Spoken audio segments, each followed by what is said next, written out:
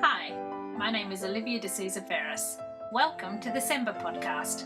SEMBA stands for South East Melbourne Business Associates. It is a business resource and networking group.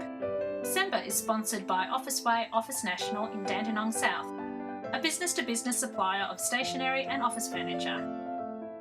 Officeway Office National believe in going above and beyond for their clients and are proud to be associated with SEMBA in producing content of value to business people. To find out more about Officeway Office National, go to officeway.com.au. In today's podcast, I chat with Justin from Abode New Homes. Justin and his wife Corinda have gone from being broke and on the brink of bankruptcy to paying back all their creditors and clawing their way back and creating a successful building company that has won Darwin's Best Builder 9 years in a row. They've also recently won the HIA Australian Professional Small Builder Renovator of the Year. And if that wasn't enough, Corinda has also won the 2017 Telstra Northern Territory Businesswoman of the Year. This is a really interesting and inspiring story of a husband and wife team in business whose skills and talents differ from each other in such a way that they complement each other to the benefit of their business. It's the story of a couple whose disciplined and consistent approach has gotten them where they are today. I have edited out the technical difficulties experienced during the beginning of this Facebook Live interview, which is why you'll hear us jump right into the interview without hearing the usual hellos and the usual pleasantries. It was worth persisting past these difficulties because hearing what Justin had to say was really valuable. I know you'll think so too. Now, I hear that you, back in 1996, you and your wife, Corinda, just had $1,000 to your name and were living in a caravan. Would you like to basically explain your background, how things were then and how you've come to be where you are now? That's a long time, so that's a lot to put in there. But if you can give us a bit of an explanation. I'll make it as short as I can. So look, I'm a carpenter joiner by trade. So I was lucky enough to do my apprenticeship with a builder called Owen Connick Builders back in Victoria. So, and we grew up in a town of 300 people. Always had an ambition when I finished my apprenticeship was to travel around Australia, and I had a couple of friends that had moved up here, up to Darwin. So I came up for a few months and enjoyed it, then moved back. But part of that too, my future wife at the time, Corinda, had a son. So my stepson Jacob. And unfortunately, when we decided that we wanted to move up here, we had the challenge of his father hit us up with court papers to stop us from leaving the state. So that was our first bit of a challenge that we had. So what money we had saved up went into going through the court process, and finally, luckily enough for us, that we were able to have that judgment for us so we could actually move up. So we basically come up with nothing. We saved up to buy the caravan, and what we had left was only $1,000 for us to travel up. So that was back in '96. We lived in the caravan for 12 months, and it was fantastic. Some of the greatest times in living in a caravan park, believe it or not. However, we had to expand and get out of that, and as we needed a little bit more room. And from there, we moved on, and I got involved with some other carpenters up here. We established our business. And had a contracting team of 12 guys, and we got some renovation work, and we started to build our new home as well once we got onto it. But when the GST came in, there was a big influx of work leading up to the GST because everything was going to cost 10% more. So we had a large amount of work, and then all of a sudden from July onwards, after the GST came in 2000, it just dropped off to nothing. And as I'd mentioned here, I'd fallen into business. I was a tradesman by trade, but had no business sense at all. So we had one account which we ran, the house account and their personal account. Everything was all, and work was all run out of one account. And not having much of an understanding of business, that caught us into a cash flow position. So it was a difficult time. It was a terrible time. As I mentioned, I went into depression. So basically, 2 to 3 weeks couldn't get out of bed. And I was lucky enough to have a really strong wife, which got us through that. And we went broke. We didn't go bankrupt. We were lucky. We were right on the edge, but we were able to renegotiate with everybody. and get everyone paid out. It took some time to get through there, but we eventually got everyone paid out. But it was a learning lesson that at the time was terrible, but I look back on it now, I think it was the best thing that ever happened for us getting into business and understanding business, because you never want to go back there again. So you do everything you can to better yourself, position yourself, so that type of situation doesn't happen. So yeah, that's a very quick rundown of that. And from there, we were a couple of years afterwards, we got back on our feet. We were invited to set up a franchise in a building company franchise here in Darwin. We got that up and going, and we set up a strategy. So can I just jump in to clarify? So you there was an established franchise that you were invited to take on one branch of, was it, to set up one of? That's correct. Yes, there was a franchise out of Brisbane, and they wanted to set up in Darwin, so we were invited to set the franchise as a franchisee, take on the franchise from there. So yeah, that gave us a real confidence boost. Even though the model itself didn't work for us because it was very restrictive because of our location. However, it gave us a confidence boost, and we really had a good go at it. But what we learnt in between those times was that we did a huge amount of reading on professional development, personal development, investments, and that type of thing. So we set up a strategy where 1 in every 6 homes we built one for ourselves as a investment property. And from there, we got a good flow on happening, and we just invested back in the business and back into the investments as well. So yeah, that was sort of where it got us to where we are now. And in 2008, we moved away from the franchise model and expanded into Abode New Homes, and that grew into Abode Property Management and another 5 other companies as well that we have as part of the group now that all consist in the growth of where we are. So that's a very quick rundown without going into too much detail. So yeah. So the 1 in 6, that's a bit of a safety buffer for you and builds your wealth. But it sounds like, as we have seen, life can throw you some curveballs. So is that part of the strategy of making sure you're safe from those type of things? It is, yeah. We never wanted to be in a position again where we were back in 2000. And also, not just that, with having staff on and suppliers, we always wanted to be in a position, set ourselves up, so should there be another downturn or be a challenge, we could always have assets there that we could then on-sell and make sure we paid everyone out. And all going well, we hope we never have to go there, but it's a strategy early on that we took on board when, should something ever bad happen again, we are in a position where we can cover ourselves. And as you mentioned about curveballs, we got curveballs every week, every month. There's always something coming at you that you've got to tackle and deal with in business, but you just don't know what's around the corner. No. So, and apparently one of those curveballs was you got a phone call once about your office being on fire. Do you want to tell us a bit about what happened there? Yeah, it was. We had it was about 3 a.m. in the morning, and the phone rang, and it's always a strange time to get a phone call. And it was the police, and they rang up and said, "Look, we don't want to be the bearer of bad news, but your office is on fire, and we need you to come down to the premises." And if you've ever had that sick, stressed feeling, instantly, that's what it was. So it was probably, in one sense, the quickest trip we've ever gone to the office at 3 a.m., but it was also the longest one as well. My wife was in the fetal position in the front of the car because everything we had and worked for was all there, it was all part of the office. And the whole time we're thinking, we've got 30 clients on site getting our homes constructed, which their livelihoods are in our hands. What can we do? What is there? What can we recover? And so, but we're lucky enough, we got here. I had to break through. It was all cornered off, and the fire brigade were there and the police, and they wouldn't let us in. Actually, so I had to sneak around and break in. And I found it unusual because the office lights were still on. And so I got down there, and we was lucky enough, I realised it was actually the office next door, the shed next door that was on fire, not ours. So that was, as much as it was it was a shock, it was also a relief as well. But it gave us a real learning lesson that at that time we went, everything, all our data, all the information, everything to our business was all in that one location. And that previous day, or that afternoon before the fire, we'd actually had a new server put in, which had all our backups on it, and all the backups were sitting on top of that server. They weren't taken home. So all our data, all our livelihood was. Yeah.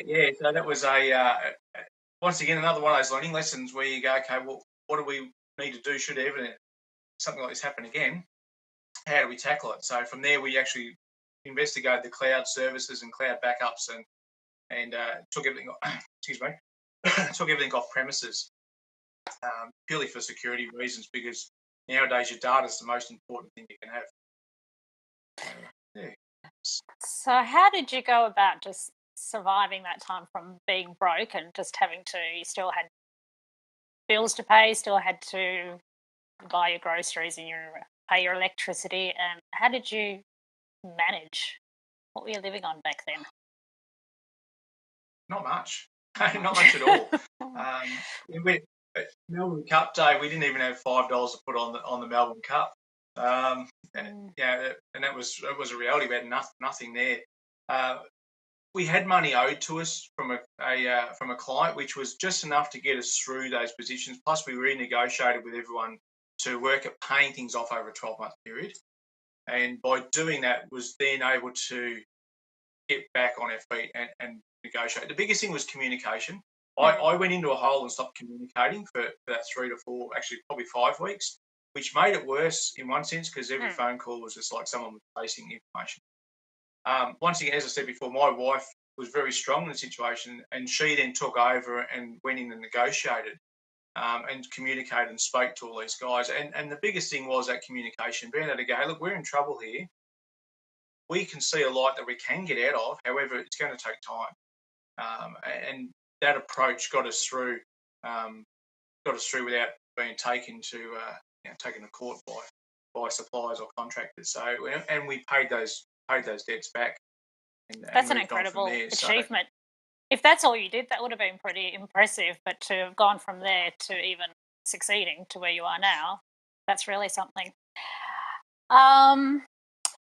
So how did you go about? Can you tell me a bit more about how you went about educating yourself? You said you got books, you read up. Did you get any coaching? How did you go from not really having that business sense to being where you are now? Yeah, look, definitely education. A lot of reading. So we got in, because we'd gone through that position. We never want to go back. It was a case of, okay, what do we need to do to educate ourselves and learn so we don't go back there. So yeah, we did a lot of reading. We changed our mindset.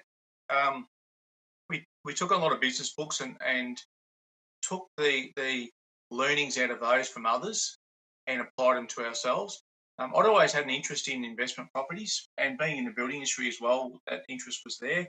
I'd had an investment property previously that I'd bought when I was young. My father had investment properties as well, so I had that sort of taste for it. And we recognised then that by being able to leverage off our building background, that we could actually gain more equity and then progress on to the next one and next one. So we did a lot of investment property learning books. We went to a lot of seminars locally, interstate, and even overseas. And the more we learnt, the more we applied, the more traction we got with moving on. And by doing that, as I said, having a building company, we looked at, okay, well, most people, when they build a new investment property, they're paying a builder a profit margin on top of that as well. We went, well, we are a building company, so that profit margins can actually be applied back into our areas and leverage off the business to do that. So that accelerated the whole process as well.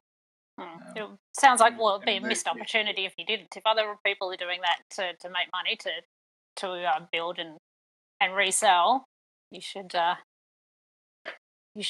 make the most of that yourself. And the fact that you've got that 1 in 6 gives you that consistency. Totally.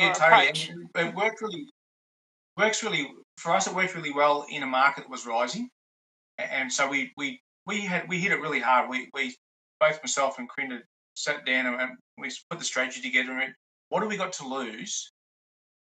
We're young enough to recoup. We're learning, so let's hit up really hard. And we were very aggressive with it.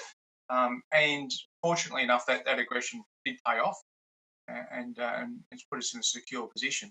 But education, it doesn't matter what you do. It's educate and learn is the biggest thing that we can do. And I went overseas last year to America to learn more about public speaking and about presentations. all relative to do with our business. So we do a lot of presentations now, which 12 months ago I wouldn't have. That's brought in income, or more income than what we would have previously, and more sales. So it's always just learning and trying to better yourself. Actually, another theme that I'm getting here is you're saying a lot, we. You obviously, and you and Corinda are a real team by the sounds of it.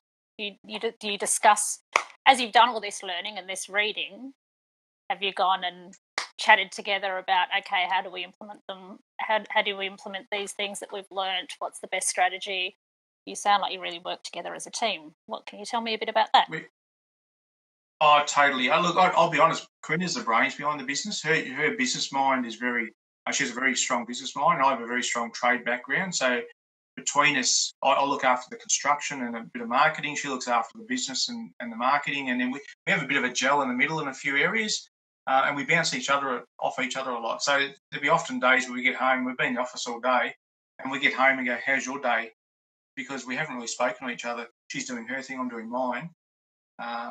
But it works well. So yeah, it is it's a team effort, and we do bounce off each other across different sections. So we've both got our strengths and weaknesses, and I'm very lucky to have her as a wife, but also a business partner as well.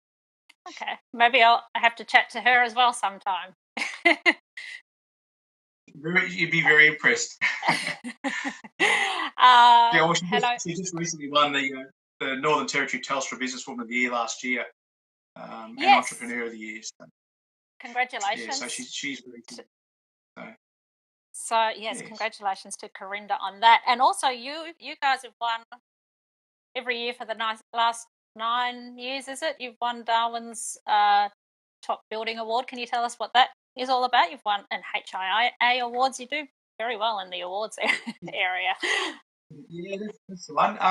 So the Housing Industry Association has building awards each year, and since its inception of the professional builder, we've won that every year. We won the small professional builder for 8 years. We then took out the medium professional builder last year, and we're lucky enough to take out the Australian professional small builder last year through the HIA. So we took out the national one, won the national award last year as well, and for us, it was always a goal, but when the awards first came on and we won the first one, we were ecstatic about it.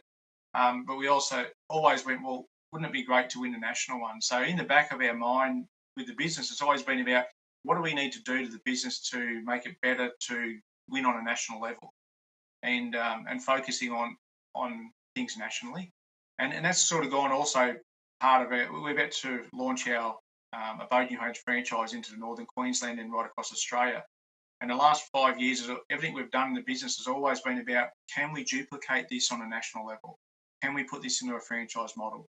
And by changing that thought process to be thinking that way, it's actually improved our business far more than what it would have been if we're looking on the local level. So yeah, we've been pretty lucky. Actually, what you also said about how you work with Corinda reminded me of something I've heard before that another business person said, is if you're in a partnership with someone, it's ideal if you have different strengths, that they're not the same as you. So it actually sounds like you have that situation happening. You work very well together. You complement each other. We do. And that point you made, whether it be my wife or another staff member, finding other members to have with other strengths in their departments is a really big benefit. We often choose people that we can relate to when we're employing, but it's not always the best option. You really want to find those that have strengths outside of yours to complement that into the business, without doubt. Okay, interesting. And on that, talking about staff, do you have any thoughts on how to handle staff, how to get the best out of them? Do you have any particular approach you take in that area? Look, staffing is I would say it's not a very, very strong point of mine. However, we're continually learning. And when I say that is I don't look at myself as being a good manager. However, Corinda's a great manager and a great communicator with the staff. So once again, is that we're good points, bad points. But communication's the biggest key. we have a weekly meeting for the team, and we also meet with each department of the business weekly. So every Tuesday we have a lunch together in the conference room. Every staff member gives a quick 30-second or a minute update on what they're doing in their area and what gaps they see the company's got and what they can actually bring forward and to make better. So having that communication with the whole group is good. And then we also have every fortnight a one-on-one for half an hour with each staff member, which is almost like a mini review, but it's just a very quick one-on-one. And by doing that, actually, with the communication, actually opens up any gaps. And I'm not sure whether you've had it before, but when you're employing people and you're busy, sometimes if you don't catch up for every 6 months, small things stew on the employee and small things stew on the employer. And you have that regroup and everyone lets off the steam and everyone walks out and feels better, or it falls apart and someone leaves. We found by doing the fortnightly quick catch-ups, it's kept that line of communication on such a better level, and that stewing and frustrations kept a very minimum because it's not left over time. So that's probably one of the things that we found works really well.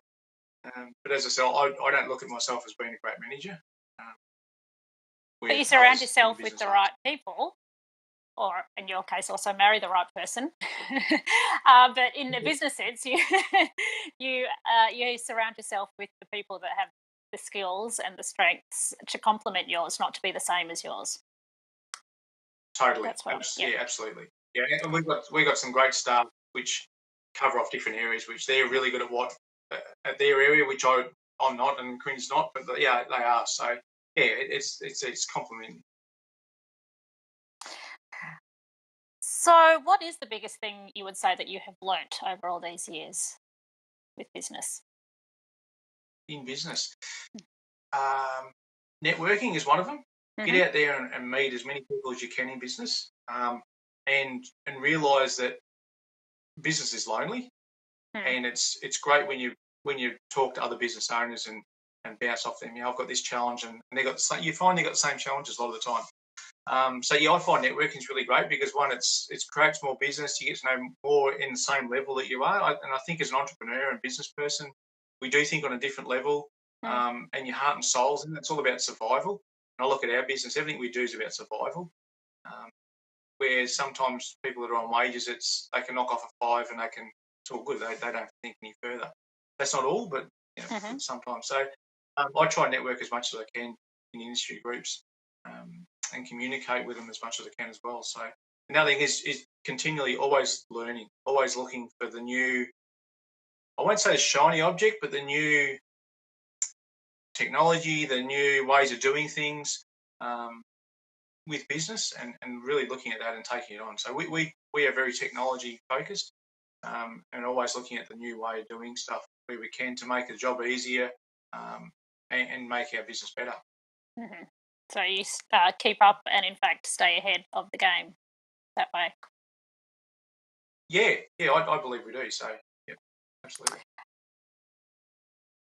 So networking for you gives you both leads, you actually get business from it, as well as just being able to have someone on your level to be able to not be alone in the problems that you face, and that you'll be able to have people that understand and that you discuss your issues with. So you get those both things out of it. Yeah, you do, and you find talking to other businesses, they're in the same. A lot of them are in the same boat, where it's always hard to benchmark yourself or benchmark your business against other businesses in your industry. And I am always questioning: are we doing okay? Are we above or are we below? And what can we do better? And in our industry is really funny. It's a real there's not a lot of help between builders in our industry. So I found it's a very, excuse my language, a very bitchy industry, and very close, close call. There's not a lot of assistance or communication goes on between others and ours. So I always found that to be quite a lonely area to be in, as such. So tell me about what's happening now. You're starting a franchise model for your business. Is that commenced now? If people are interested, they can look at becoming a franchisee of Abode New Homes? Yes. Yeah, we're very close to launching into Cairns shortly. We've actually been working on this model for 4 to 5 years, and we're hoping to have released it 2 years ago. And in hindsight, it didn't happen, and it was good that it didn't happen because we weren't ready. But now with everything that's gone on, and we've fully systemised, everything's in place to duplicate our life learnings of business into to help others. So yeah, we've got to a point in our business where we are successful with it. We've learned a hell of a lot along the way. We've made a huge amount of mistakes and always continually making mistakes. But it's as I said before about our industry being lonely. It's really good to be able to give back and talk to others. And I talk to a lot of guys that aren't competing against us in renovations and contractors, and hear their pain points. And it's like, I've been there. I know exactly what you're saying. We covered off by this, and we did this, and we did that to get over it. And then to see them implement that and then come back a while later and go, oh, thanks for the help. That worked really well. I've now sorted this out. That's for us as a real buzz. And we now want to give back to other builders in our industry. And part of that's a franchise model to go right across Australia. So yeah, we're really excited about it, looking forward to it. And it's been a long planning and coming very shortly. Now, I heard that you focus on making sure that you stay in the right mindset. Do you want to tell me a bit about how you find that important and what you do to make sure that you stay in the right mindset to do well? Yeah, mindset's fluffy, I guess you could say. It talks about being the right mindset, but it's so important. And I keep saying I now, but I've been through the phases where I've had depression, I've been under massive stress, I've had highs, I've had lows, and I've found to be able to keep moving forward on it is really feeding your mind with positivity and looking at the good in everything rather than looking at the bad. And I've gone through some really negative periods in the past where everything I'll look at, is negative and that person's not doing a good job. And rather than tapping them on the back for saying, well done for the good job they did, I'd be the opposite way. So I work really hard now on being positive and feeding positivity, looking at how you can improve what you do. And by doing that, keeping the mindset positive and moving forward with that, it's actually assisted us in growth. And I know when we've gone through stages of not doing it, I've seen the business sort of plateau. But then when you come in with the right mindset and you're encouraging your team and you're really building the team where you can, everyone benefits from it. You can have one person in the team come in a shitty mood and everyone feels it. And as a boss and a manager and an owner, if I come in like that, it's worse by 3 times. If the boss is cranky, that really drags the team down. So it's really important to be positive and uplifting. Every morning, I'm on the way to work. I've got something positive going on, whether it be a podcast or a video or something like that, just to give me a positive start to the day. And I find by doing that, everything flows into a better day and productivity is better in the team. So, but you've got to work at it. So that's your ritual, is it, to play something in the car on the way into work? So what do you recommend? Yeah. What do you like listening to? I'll just do a Google search and it might be positive affirmations or positive videos or there's millions of them out there. And I just continually, I follow a few different people, business people that are very, that put out a lot of positive content. And just by listening to that can give you that spark for the day and give you, not just that, but you get good ideas as well to implement. So, but that's my morning ritual on the way to work. I've just got something going. I don't listen to the radio. We don't watch the news. We've sort of shuttled it out because I find any news, once you analyse it, it's really all negative. There's not a lot of good. So, me neither. Yeah, I'd rather fill my mind with positivity and than watch the negative side. Yeah, for sure. So, and what's your view on work-life balance? What does that mean? Is there such a thing? Yes and no. I try to, but I've got a long way to go. And it's one of those things. I tend to try and be home at 5:36 where I can to spend time with the kids. doesn't always happen when you're running a business. There's priorities of what you must do or mustn't do. I do try and balance that. We do tend to go away on a lot of holidays where we can, and they might be spasmodic for 3 or 4 days or a week here and there. Up to 3 or 4 weeks if we need to. I'm lucky that our business is systemised, that I can go away and just monitor what's happening from out of the office. So because we're very mobilised. For instance, we were in New Zealand a couple of years ago, went away for 5 weeks, and we're travelling from the South Island to the North Island in a camper van. And I was working away while Corinna was driving. And that's an example of being able to just monitor what was going on and what's happening, and being able to keep things ticking. So by able to do that, I do get a bit more of a break and get to spend more time with the kids in that scenario. But once again, it's a battle. You've got to make the time, and if you don't, sometimes business can take over. And it's probably worse for me because I love my business, love what we do, or our business, and so I can get, I won't say trapped, but I tend to spend more time here than I should because I enjoy it. I did hear someone say once that maybe instead of saying work-life balance, we could say work-life harmony, because sometimes if you're really enjoying your business, it's not necessarily all bad to spend a fair bit of time there, as long as you still get your family time as well, I guess, somehow. That's the challenge. Yeah. I'm a slave to the business because I choose to be, because I enjoy it. And I'm a slave because I'm always, the time we have our normal daily hours of work, I suppose, which is productivity. But I'm really looking forward to getting in super early and spending time working on the business and finding ways to improve it, and the same after hours. Before and after is where I really work on the business more so than during the day. And during the day is running it. So, and that's the exciting part for me, is that working on it. So before we wrap up, is there anything that you would like to share with our SEMBA viewers and listeners?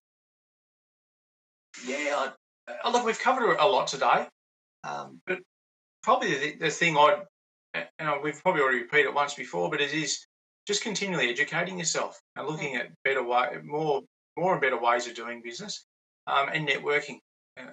I find for me, and it's probably whether it's my personality or not, but networking is really, really valuable, both for the business sense, but also as a personal side and being able to relate to others in business. That's the two things, and never give up. We set high visions and high goals, and some of them are extraordinary. 10 years ago, if we said we'd run a franchise, I would have gone, that's a dream. Now we're literally 4 weeks away from launching, and it's because we set some really high goals there and went, let's go right across Australia. Wouldn't it be great? By having that in the vision and working towards it, it's created. So set the goals and never give up, and just keep communicating, networking out there. I think you and Corinda should be very proud of yourselves. I mean, you've come back from some big setbacks, and like I said earlier, just being able to pay back your creditors back in 2000, I think you said it was, that in itself is a huge deal. But you've gone from there to where you are now. And the fact that you both work so well together and complement each other, and that you're now at the stage where you can help others, that's massive. So I think you should be very proud. Okay. So thank you for joining me today. If people want to find out more about what you have to offer, or if there's any builders watching or listening that are interested in the franchise option, how can they reach you? Yeah, on our website at www.newabode, NEWABODE.com.au, there's a tab on there for franchising if anyone is interested, or even mentoring as well. We're part of the franchising is we're setting up an online mentorship for trades businesses, which will become part of a training thing as well. So because of my background of being a tradie and gone through all those steps in the contracting before doing what we're doing now, and dealing with tradies every day, our business is built on the back of tradesmen on site. So we manage internally, but our trades run everything on site. So we're dealing with trades every day and feeling their hardship as well. But so there's a tab there for franchising or even inquiry on that. And by all means, if there's an interest there, we're more than happy to help out and with that. So yeah, it's newabode.com.au. Okay, well, I guess we'll leave it there. I've really enjoyed talking with you. Thank you very much, Justin. Thank you. Thanks for the opportunity, and it's great to meet you. And I hope it's been of some value to you. See you later. Thank you. See you later. Thank you. Bye. Bye. Well, that's it for today's SEMBA podcast. Thanks so much for joining us. Remember, you can join our group by searching SEMBA in Facebook and clicking Join. If you found this resource helpful, please spread the word and let your friends and colleagues know about our podcast and Facebook group. Please share on social media, and if you're listening on an iPhone or an iPad, please leave a 5-star review, as it will help the podcast to rank higher so that others can find us. The music used in this podcast is a track titled I'm Coming Home, which was performed and composed by Phil D'Souza. Special thanks to our sponsor Officeway Office National in Dandenong South. Next time you need office furniture or stationery for your business, please head to officeway.com.au and get in touch with the really helpful team there. Thanks for listening. I look forward to catching you in the next podcast and in our SEMBA Facebook group.